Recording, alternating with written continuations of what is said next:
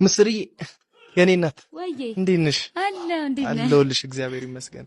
ምህረት የገነነለት የሚለውን በጣም ነው ስዘምሩ ደስ ያለኝና በጌታ ዘምሪልኝ። እሺ ምህረት የገነነለት እግዚአብሔር የሚጠብቀው ይቅርታን የሚያረግለት እንደኔ ያለ ሰው ማን ነው?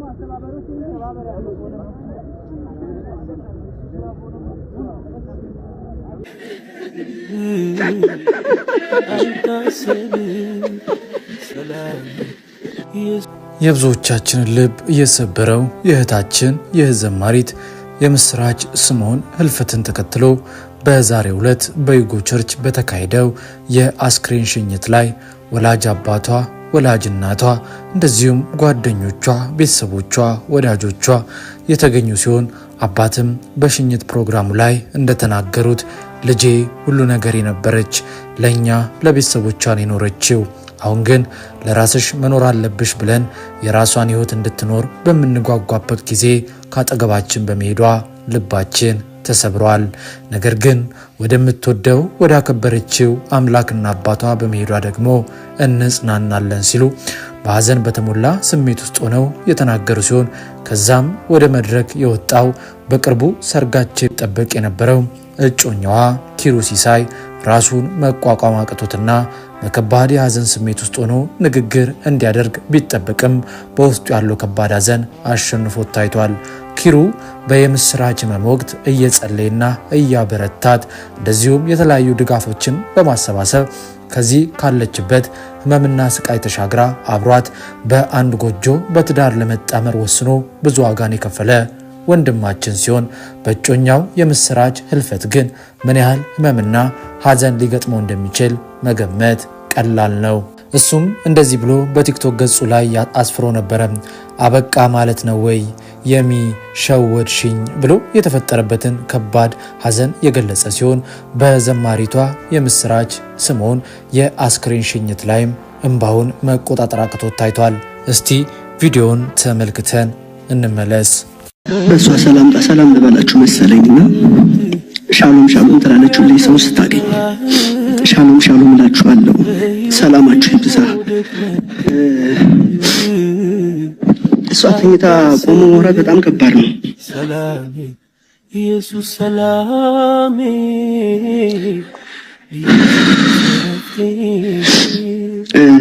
ኢየሱስ ሰላሜ ያው እሷ ላትመጣ እኔ ግን ልሄድ እንግዲህ ዝግጁ ላይ ነኝና በቅርቡ እንገናኛለን ብዬ አስባለሁ። በጣም የምወዳት ብዙ ለፍቼባታለሁ፣ ግን እንዳሰብኩት አልሆነልኝም።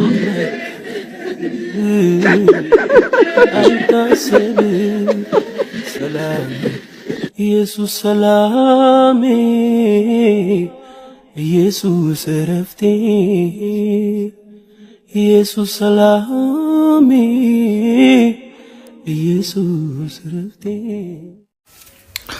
እንደተመለከታችሁት እንግዲህ ውድ የይሁ ሚዲያ ቤተሰቦች እኛም በተከታታይ ለእናንተ መረጃዎችን ስናቀርብበት የነበረው የእህታችን የዘማሪት የምስራች ስምኦን ህልፈትን ተከትሎ በዛሬው ዕለት የአስክሬን ሽኝትም በዩጎ ቸርች ተካሂዶ እንደተመለከታችሁት አባቷም እንደዚሁም እጮኛዋም የሚያውቋት ወዳጅ ዘመዶቿም ሐዘናቸውን መቆጣጠር አቅቷቸው ምን ያህል ከባድ ስሜት ውስጥ እንዳሉ መገመት ብዙም አይከብድም። በተለይ ደግሞ እጮኛዋ በቅርቡ ሰርጋቸው ይጠበቅ ነበረ።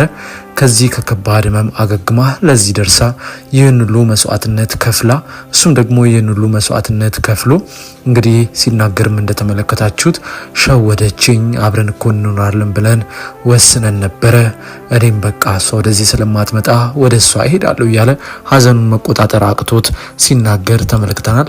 ነገር ግን ሁሌም እንደምንላችሁ እግዚአብሔር በስራው ጻድቅና ፍጹም አዋቂ ነው። ስለዚህ ከሱ ጋር ግብግብ፣ ከሱ ጋር ክስ፣ ከሱ ጋር ሙግት ምንም ነገር አይጠቅምምና እግዚአብሔር ያደረገውን ነገር ለበጎ አምነን መቀበል የመጨረሻው አማራጫችን ነው።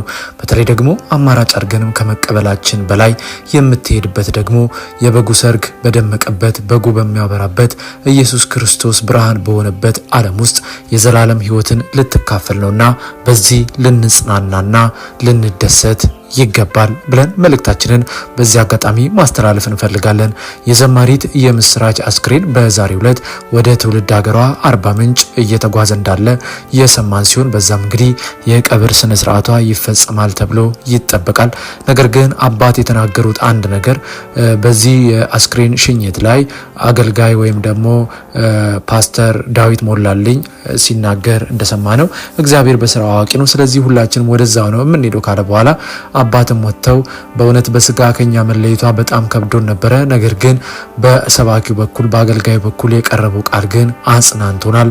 እውነትም የሄደችው ወደምትወደው ወዳከበረችው ልጅነቷን፣ ህይወቷን፣ እድሜዋን ወደ ሰጠችው አምላክና አባቷ መሆኑን ስናውቅ ተጽናንተናል ብሎ የተናገሩት ነገር ለብዙዎች መልካም ሐሳብ መስሎ ይሰማናል። ምክንያቱም የሚያጽናና የሚያበረታ የእግዚአብሔር መንፈስ በቃል ውስጥ ይገኛልና ይህንን ቤተሰብ የእግዚአብሔር መንፈስ እንዲያጽናናቸው እንዲደግፋቸው እንዲያበረታቸው በዚህ አጋጣሚ ጸሎታችንን ማቅረብ ምኞታችንን ማቅረብ እንፈልጋለን።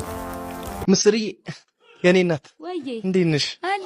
አለሁልሽ እግዚአብሔር ይመስገን። ምህረት የገነነለት የሚለውን በጣም ነው ስዘምሩ ደስ ያለኝና በጌታ ዘምሪልኝ።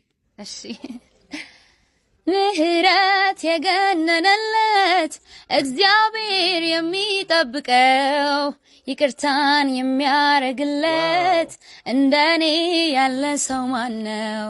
ምህረት የገነነለት እግዚአብሔር የሚጠብቀው ይቅርታን የሚያረግለት እንደኔ ያለ ሰው ማነው?